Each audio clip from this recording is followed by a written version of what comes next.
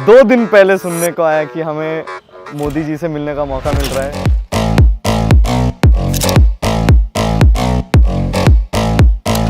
Too fast, too much has happened. ये तो मुझे भी यकीन नहीं हो रहा है, सच्ची बताओ तो कि मैं यहाँ हूँ। वो एक्साइटमेंट अंदर रखना है ना, वो बहुत मुश्किल था मेरे लिए। तो पहले तो हमको देख के ऐसा लगा कि हमारे जो ड्रीम्स थे वो रियलिटी में बदल गए। आई थिंक ये वंस इन अ लाइफ वाला एक चीज़ हो गया जो मैं आई थिंक कभी नहीं भूल पाऊंगी। He is a global leader. Getting to meet him is insane.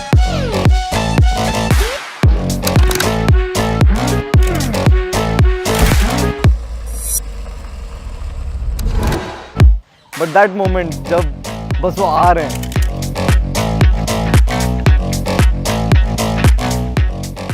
That was like heartbeat stop हो जाने वाला मोमेंट था वो। स्वागत है आप सबका।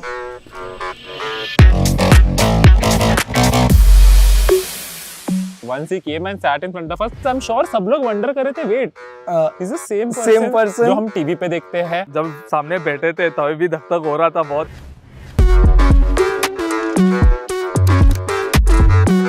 आप लोग एक दूसरे को कभी मिलते हैं या पहली बार मिले? नहीं, मिलते हैं हम लोग। मिलते रहते हैं। मतलब आप लोगों का पुराना कारोबार है। तो जब आपको ये सूचना मिली होगी तो क्या लगा आप लोगों को? इस मोमेंट तक यकीन नहीं हो रहा था कि ये कुछ होने जा रहा है ऐसा। भी नहीं, पहले मिलेंगे फिर ही हम लोग सेलिब्रेट करेंगे, क्योंकि मालूम नहीं कैसे कब। हाँ, ऐसे आजकल तो फेक की दुनिया है ना। सर अभी भी नहीं लग रहा है कि आप सामने हैं। अच्छा, होने दीजिए। मेरे को यकीन नहीं हुआ पहली बात तो कि आपने बुलाया। तो सर एक बार लगा कि जो आपसे ये बात करने का मौका मिलेगा डेफिनेटली हम लोग फ्रंट फुट में आ जाएंगे और हमारा जो सबका एक गोल है ना वो आज वैलिडेट हो गया सर। वो गेमिंग की जीत हो गई सर, आप बुलाए वो आज इंडस्ट्री जीत गई। जो थोड़े दिन पहले नेशनल क्रिएटर्स अवार्ड हुआ था, इवन उस टाइम को भी हमें यही लगा था कि फाइनली इतने सालों के बाद ऐसे लग रहा है कि Creators गवर्नमेंट इज रिकॉग्नाइजिंग हमारी क्रिएटिविटी।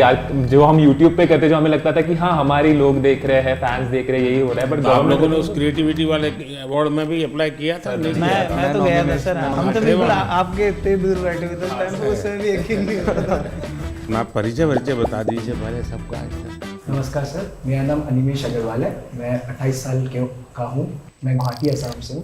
मैं बहुत ही यंग एज में पढ़ाई कर रहा था जब मैं सीए का। हर कोई यंग एज में पढ़ाई करता है। जी सर, वही मतलब कंपेयर टू कि अभी भी 28 साल का ही मैं खुद को यंग ही मानता हूँ, तो मैं और यंग की बात कर रहा हूँ। तो मैं सीए का पढ़ाई कर रहा था। मैं सीए फाइनल्स तक पहुँचा था और मैं सीएफए और एफआरएम की भी लेवल 1 दे चुका था।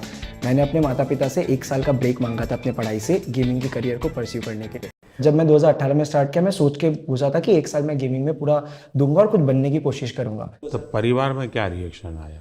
अब सर क्योंकि मैंने पढ़ाई करके रखी थी और मेरे पास बैकअप बहुत स्ट्रॉन्ग था कि गेमिंग में मैं कुछ नहीं कर पाता, वापस जाके पढ़ाई कंटिन्यू कर पाता, तो इसलिए माता पिता हमेशा सपोर्ट किए हैं इस चीज़ को। और फिर मेरा गोल यही है कि मैं गेमिंग को इंडिया में आगे बढ़ाऊँ और सबको, जो भी युवा फॉलो कर रहे हैं, हम सभी को, इतने बड़े बड़े इन्फ्लुएंसर्स को, उनको करेक्ट डायरेक्शन दिखाऊँ गेमिंग से अच्छा क्या कर सकते हैं और उसी की तरफ काम आगे करने की कोशिश चल रही है सर। मुसीबत ये हो जाएगी कि जब भी अब कोई ठग बोलेगा किसी को भी तो आप दिखाई देंगे और कोई आपको देखेगा तो कहेगा यार ये तो अच्छे इंसान है, उसको ठग कैसे बोलूं।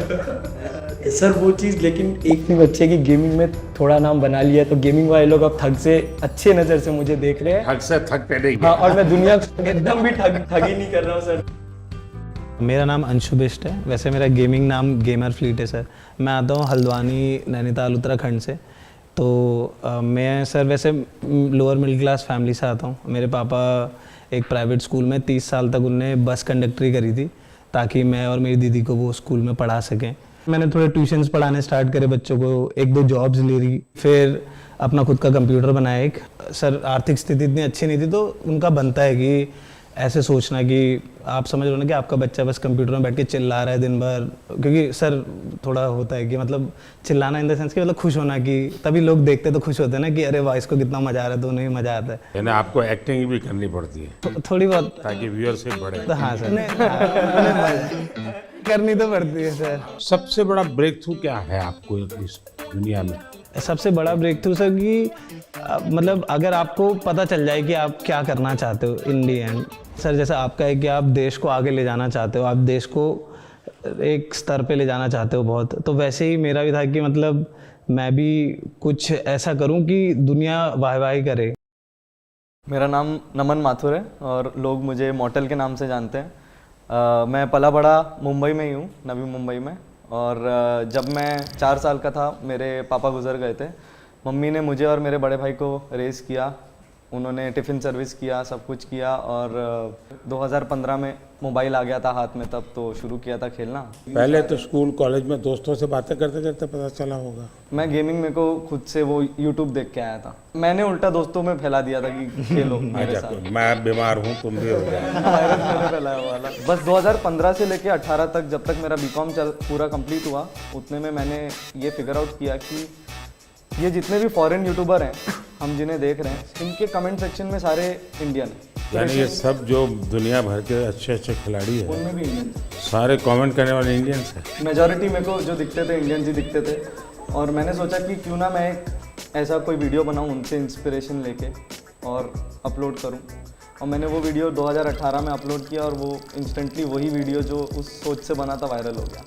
उसके बाद मैंने स्पोर्ट्स में रिप्रेजेंट किया इंडिया को, अनिमेश से मिला 2018 में। हम लोगों ने कंपनी भी शुरू की अपनी SATL। इमॉर्टल नाम कैसे रख लिया?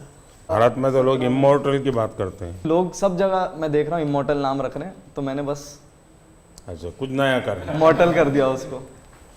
मेरा नाम पायल धारे है, सब लोग पायल गेमिंग के नाम से जानते हैं। मैंने इन सब के बाद स्टार्ट किया है एंड मैंने सोचा नहीं था कि मैं इंडिया की लीडिंग फीमेल क्रिएटर बनूंगी। मैं बहुत ही छोटे गांव से हूँ, मैं MP में एक छिंदवाड़ा करके जगह है, इंदौर के पास में ही है, तो मैं वहाँ की रहने वाली हूँ। मुझे गेमिंग में इंटरेस्ट था बट घर पे फैसिलिटीज़ नहीं थी। 12th तक भी हमारे पास घर पे फ़ोन नहीं था खुद का, तो गेमिंग में थोड़ा थोड़ा इधर उधर देखते रहते थे, या दोस्त के जो भाई वगैरह है वो कैफेज जाते थे गेम खेलने, तो वहाँ से थोड़ा बहुत नॉलेज आया कि गेमिंग भी कुछ होता है। तभी के टाइम पे यूट्यूब पे गेमिंग पॉपुलर होने लगी थी इंडिया में भी, तो मैंने सोचा कि क्यों ना मैं भी इसको एक ट्राई दूँ और लड़कियों को भी एक ऐसा ऑप्शन मिले कि इसमें भी आप करियर बना सकते हो। लड़कियों का इसमें आना कितना संभावनाएं बढ़ती है। फिर सबसे बड़ी चीज़ यही है कि पेरेंट्स बहुत घबराते हैं कि बाहर जाके काम ना करें, एंड कई फैमिली में थोड़े रिस्ट्रिक्शंस भी होते हैं कि बच्चियों को मौका नहीं दिया जाता, तो उनके लिए ये बहुत ही अच्छा स्टेबल करियर ऑप्शन है। एंड जब मैंने शुरू किया था तो मेरे पास भी 100-200 ऐसे लड़कियों के मैसेज आते हैं कि हमने आपको देख के स्टार्ट किया, तो सर थोड़ा घबरा रही हूँ मैं। हाँ थोड़ी छांट लीजिए फिर बात करते हैं।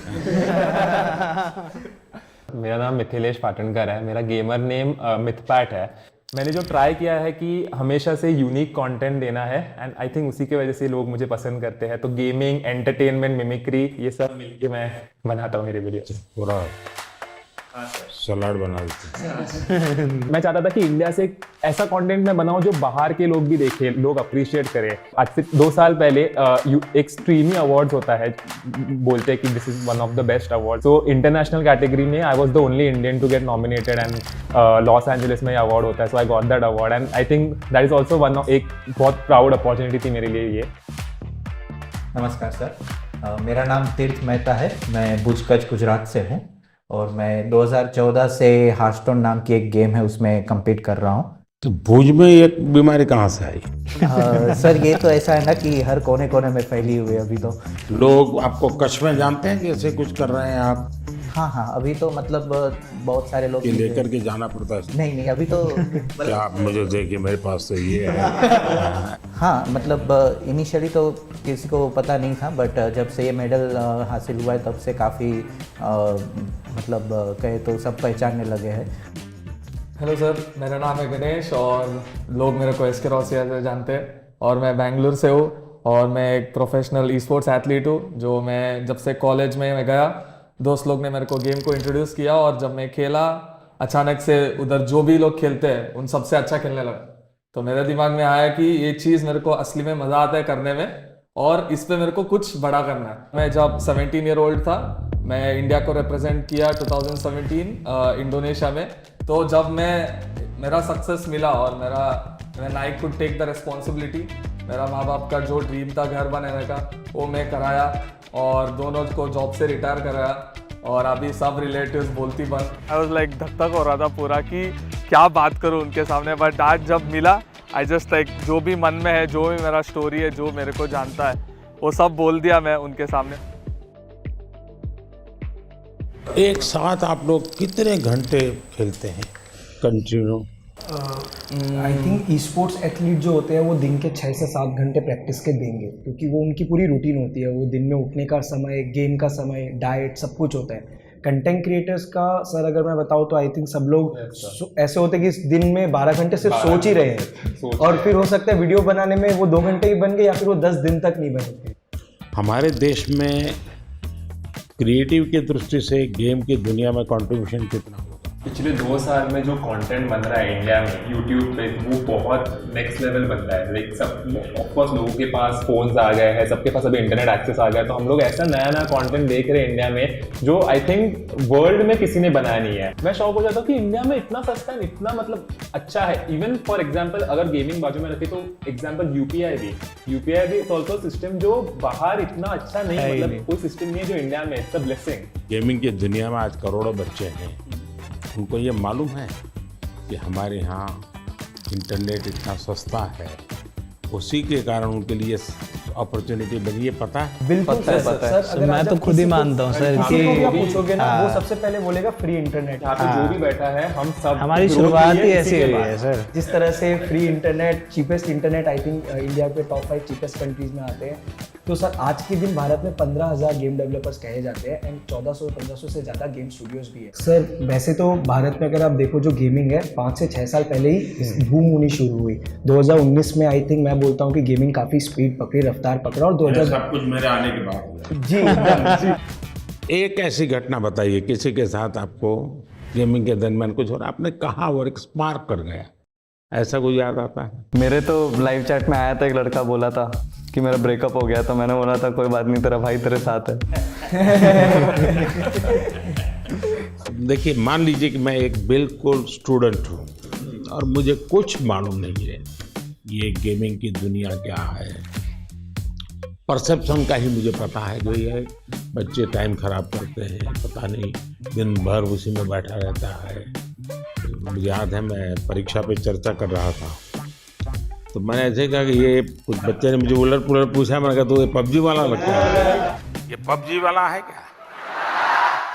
वो तो मोमेंट था सर, जब आपने ये पबजी वाला है बोला था, तो मैं उस समय पबजी में ही रिप्रेजेंट कर रहा था इंडिया को, और मेरे रिलेटिव्स तब मेरे को ऐसे मम्मी को कॉल करके बोल रहे थे कि ये नमन को बोला था क्या?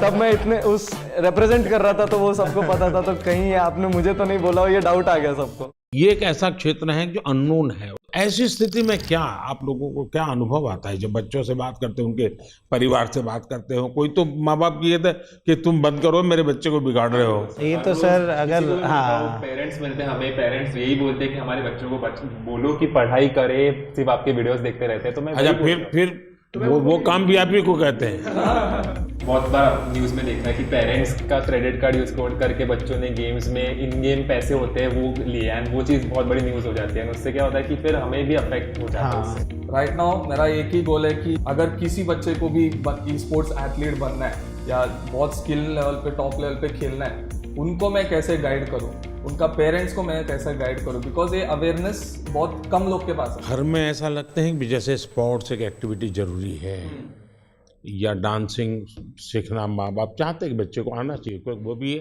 एक व्यक्तित्व के विकास का एक हिस्सा है, लेकिन ऐसी चीज़ों को प्रतिष्ठा मिलने में सदियों की एक पुरुषार्थ रहा है। अगर देखी जाए हमारा देश स्पोर्ट्स में हमेशा बहुत आगे रहा। आज के दिन भारत का one of the most popular sport cricket है, पर अगर 1983 वाली वर्ल्ड कप नहीं जीती तो मे बी सब लोग उतना क्रिकेट में नहीं जाते, और अगर मे बी देश में एक सचिन तेंदुलकर जैसे बड़े नाम नहीं आते तो सब लोग वो बनना नहीं चाहते।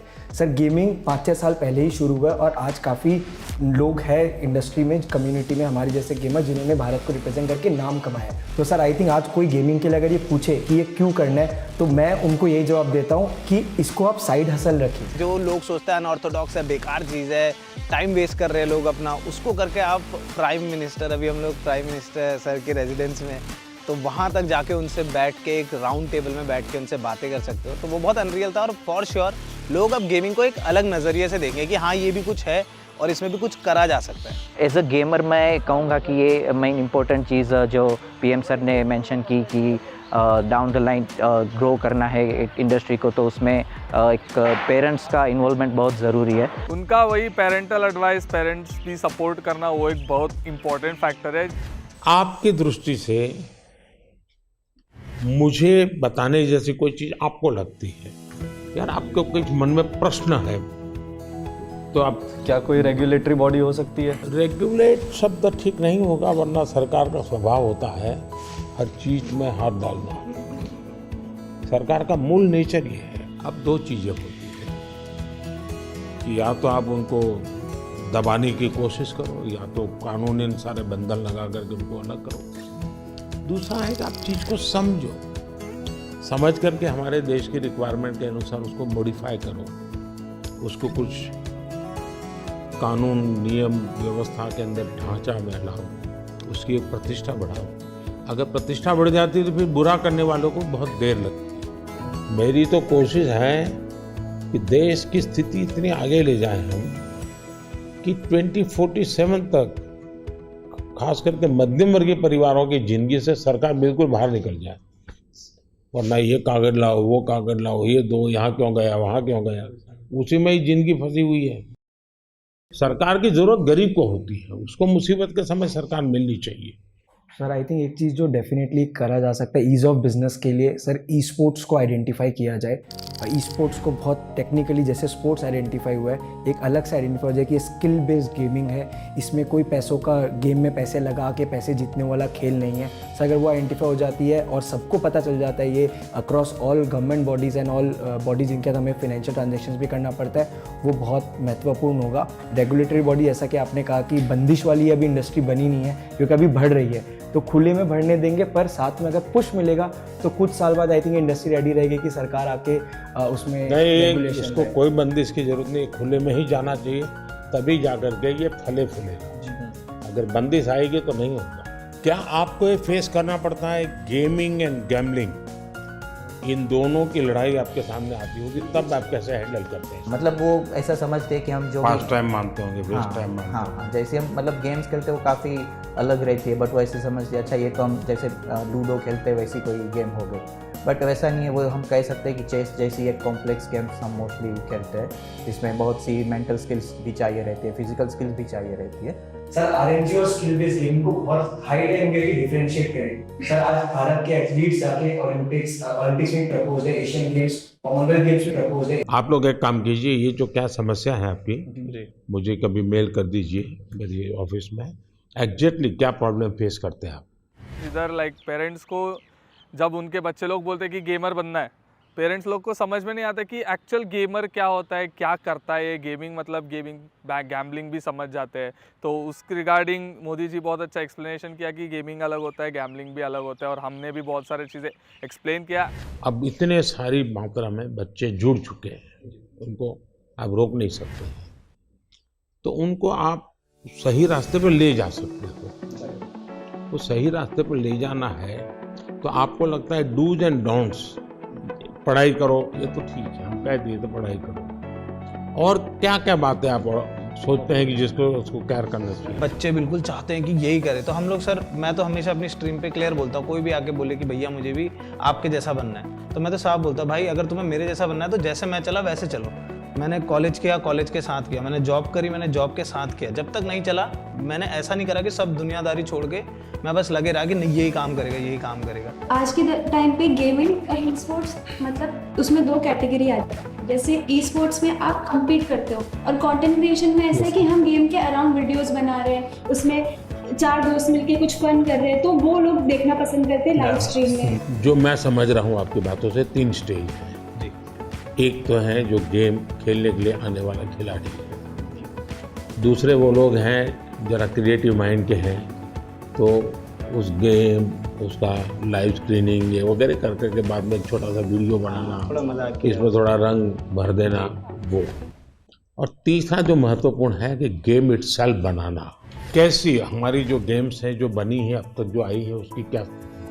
तो अभी आई थिंक 2020 में आपने स्टेटमेंट दिया था कि मेक इन इंडिया की इंडिया के अराउंड गेम्स बनाने प्रमोट कर रहे हैं आप, तो उसके बाद आई थिंक काफ़ी इम्प्रूवमेंट आया है उसमें, और जो वो पूरी इंडस्ट्री है उसमें भी काफ़ी स्कोप बढ़ा है। हिंदुस्तान की कौन सी थीम है जो लोगों को आकर्षित कर रही है, या आप लोगों को लगता है कि ये क्लिक कर सकती है?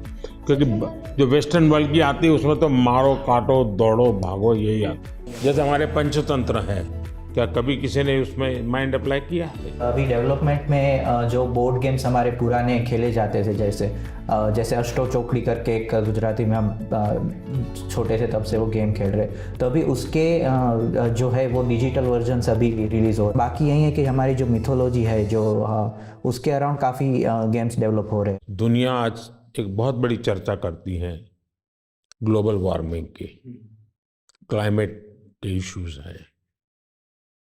दुनिया में अलग अलग तरीके अपनाए हैं। मैंने दुनिया के सामने अलग विषय रखा है।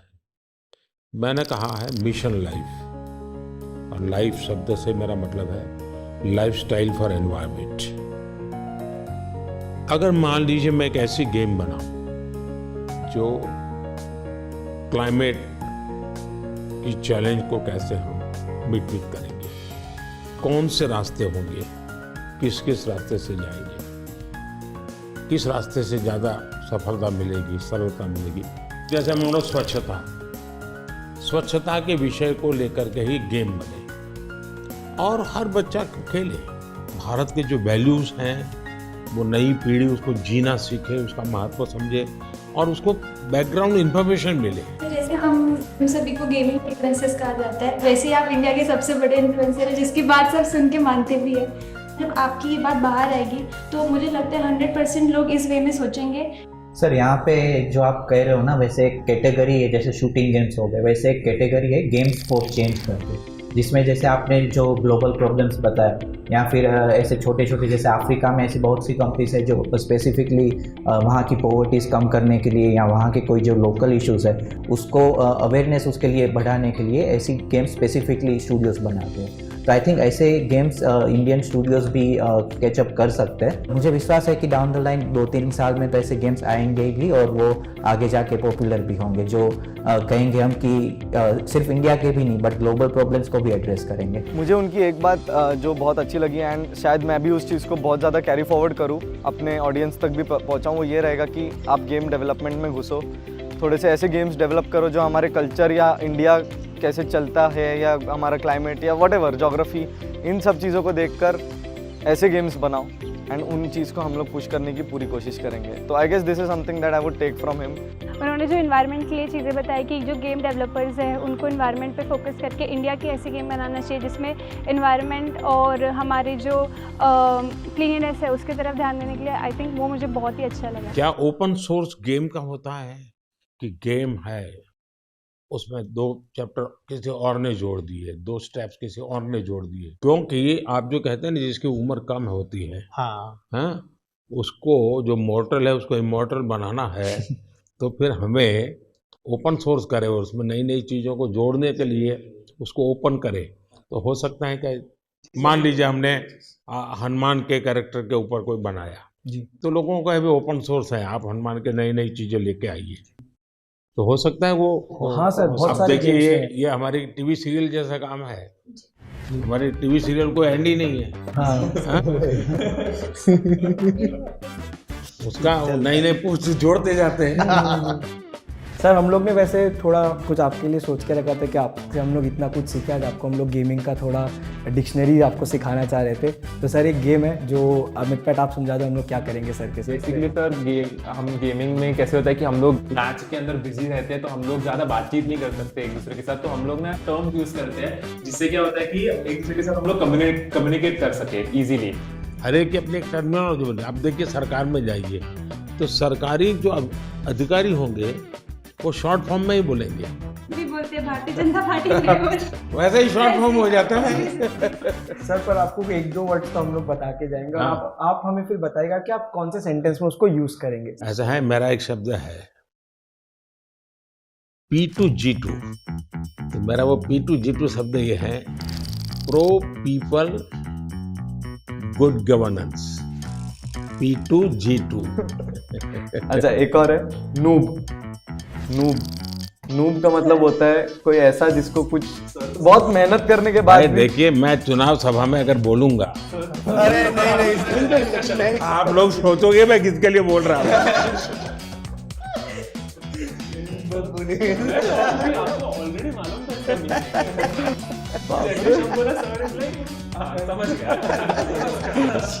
अगर मैं बोल दूंगा बोल दो, तो लोग कहेंगे उसके लिए बोला है। ग्राइंड करके एक वर्ड होता है, तो ये तो खैर आप गेम में भी इस्तेमाल कर सकते हो, आप कहीं भी इस्तेमाल कर सकते हो। ग्राइंड मतलब सर मेहनत करना हो गया बेसिकली। जैसे अगर मैं माइनक्राफ्ट खेलता हूँ तो मुझे उसमें एक एक चीज़ सीखने के लिए ग्राइंड करना पड़ता। तपना सर, तपना, हिंदी में आसान भाषा में तपना। और दूसरा है सर GT है, गोट टू है। मतलब हम जनरली कोई भी गेमिंग सेशन एंड करते हैं तो दोस्तों को कहते हैं कि अभी मैं क्लोज कर रहा हूँ, जाना है, तो हम टाइप करते हैं GT। गॉट टू चलो AFK मतलब अवे फ्रॉम कीबोर्ड, यानी कि आप गेम खेल रहे हो, 4 लोग एक टीम में एक साथ खेल रहे हैं, अचानक से मम्मी ने बुला दिया कि खाना रेडी हो गया, तो वो फोन इधर ऐसे छोड़ के जाएंगे तो वो मतलब गेम में हार जाएंगे। तो टीम मेंबर्स आके हमें, अगर हम चाहते कि टीम मेंबर्स को समझे कि सुनो मैं जा रहा हूँ लेकिन मेरी जगह तुम लोग लो, तो हम लोग AFK लिखते हैं, अवे फ्रॉम कीबोर्ड। मतलब मैं नहीं हूँ पर तुम लोग संभाल लो। यानी एक दूसरे को कह कर के जाते हैं, इतनी डिसिप्लिन फॉलो करते हैं। और सर सबसे बड़ी चीज आपको कूलेस्ट PM कहा जाता है हमारी साइड में। अगर आप देखिए लाइव चैट में भी कहते हैं कि सबसे कूल अगर कोई है तो वो हमारे PM है। एंड आप जैसे मतलब हमारी और आपकी उम्र में काफी डिफरेंस है, लेकिन फिर भी एक नहीं, आपने किसने बताई ये मीडिया में सब आता है, वो सच मत मानो।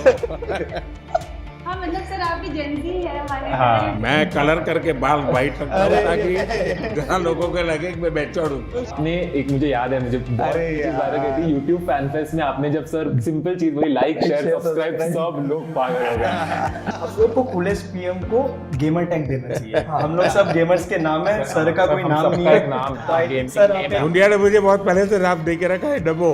तो वो हम लोग क्या कहते हैं, नमो OP sir OP is Overpowered। और आपको सबसे ज्यादा ही overpowered। सबसे ज्यादा पावर। सर अभी कुछ आपके साथ गेम्स चलिए। लेते हैं। सर हम बहुत एक्साइटेड है आपको गेमिंग सिखाने के लिए। आपको ये पहनाता हूँ। करके पहन। हाँ लूज, फुल तो लूज। सिर्फ हाथ मूव करना है, हाँ आगे पीछे मत। जोर से मारिए, हाँ मारिए। मतलब फर्स्ट गो में जिस हिसाब से उन्होंने किया, we were mind blown. India के सब गेमर आज खुश हो गए हैं। वाओ, कैसा था आपका अनुभव ये खेल के? अच्छा ही है, लेकिन जब आप इतनी जल्दी अडैप्ट भी कर लिया, आपसे एक्सपेक्ट नहीं किया था मैंने। आप लोगों से ट्रेनिंग लिया। ये देखिए राइट नीचे आना है ना। किसी को नहीं मिल सकता, उतना मुश्किल है मिलना। जो मौका हमको मिला तो this will be the best moment of my life where we played games. आप अंदर चले जाइए यहाँ से। देखिए अब यहाँ पे आ गए आप, स्पीड भी बढ़ चुकी है अब। मैं बहुत खुश हूँ क्योंकि ये एक इंडियन गेम है, फर्स्ट टाइम मतलब सर खेल रहे हैं। माधुर जी, क्या बात है, पहुंच गए। गेम इतनी ही है कि नहीं, गेम तो बहुत बड़ा है। इनको मिलेगा एक त्रिशूल मिलता है यहाँ पर, तो वो त्रिशूल लेके फिर उनको आगे बढ़ना होता है। ये देखिए ये त्रिशूल है यहाँ पे, तो जैसे ये इन्होंने ई दबाएंगे तो इनको ये त्रिशूल मिल जाएगा। अब इनको पहला हथियार अपना वेपन मिल चुका है। अब ये लेके वो आगे लॉर्ड विष्णु एंड माँ दुर्गा के गाइडेंस से अपने भाई को बचाएंगे। ये पूरे गेम का शुरुआत और पहलू है। एक बात तो है, हम लोग इतने टाइम से इंस्पायर कर रहे हैं लोगों को गेमिंग करने के लिए। आज आपने हमारे जितना इंस्पायर एक दिन में कर दिया। यानी आप लोगों का कितना समय जाता होगा इसमें देखता हूँ। सर आपको कैसा लगा आज गेमर्स से बात करके? मैं अभी नया हूँ इस दुनिया में, तो मैं बहुत सोचूंगा इस पर। युवा पीढ़ी का भला भी हो जी, और इसका एक पॉजिटिव क्रिएटिव उपयोग कैसे हो। मुझे ऐसे, मैं चाहता हूँ हमारे लोग इसमें आगे जाए और हम दुनिया में चीज़ों को लेके जाए। सो सर अभी हम लोग स्टम्बल गाइस करके गेम खेल रहे हैं, तो कोड है, रूम कोड है सबका 982 हाँ 981। Okay, join everyone. ज्वाइन। ऐसे इस गेम में कैरेक्टर्स होते हैं जिनको आगे आगे जाना होता है, रेस होती है, ऑब्स्टैकल्स होते हैं। आपके कैरेक्टर का नाम नमो है। या ये जॉयस्टिक है, हाँ ये सर आपका कैरेक्टर है और ये जंप बटन है। मैं पूरा दिमाग खपाऊंगा जरा। अगर आप इसको ऐसे फिंगर रख के मुंह ऊपर की तरफ करोगे तो आगे की तरफ मैं आगे जाता हूँ। सर हुए सर आप तो इसको आप यहाँ पे सर हाथ रखिए और इसको टच स्क्रीन के जैसे ऊपर की तरफ कीजिए। चलिए सर, चलिए चलिए चलिए। अच्छा, इधर जंप करना है, जैसे ही नीचे जाएगा राइट वाला बटन दबाना है आपको। चलो कोई बात नहीं, बहुत बढ़िया, बट बहुत मजा आया, बहुत मजा आया बहुत मजा आया। गाइस। सर से सक्सेसफुली हमने मोबाइल गेम खिलवा दिया। Speak in India. भगवान करे मुझे इसकी आदत ना लगे। सबके साथ सर ये तो बनता है। हम लोग कुछ चीजें लाए थे आपसे साइन कराने के लिए जो हमारे गेमिंग से जुड़े। आप 2 मिनट विराजमान हो जाते तो टेबल पे। For sure, NaMo OP. आप लोग एक काम शुरू कीजिए, हर एक को कहिए कि खुद की सिग्नेचर अपनी मातृभाषा में करें। लोग अब गेमिंग को एक अलग नजरिए से देखें कि हाँ ये भी कुछ है और इसमें भी कुछ करा जा सकता है। ये पहना दीजिए क्या? अच्छा, इसको पहनोगे? शाबाश। Thank you sir, thank you.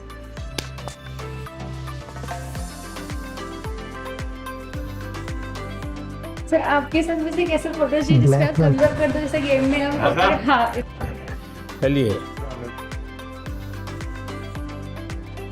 I think Indian gaming peaked I think today. मतलब who is the biggest influencer in India? It's our Prime Minister. हमने उनसे मिले।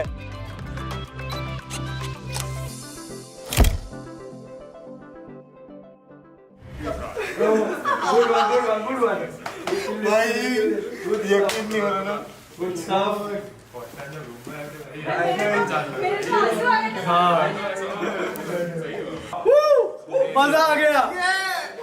हम लोग अभी इसलिए खुश है बिकॉज मम्मी पापा तुम्हारा बेटा मोदी जी के साथ मिल गया है।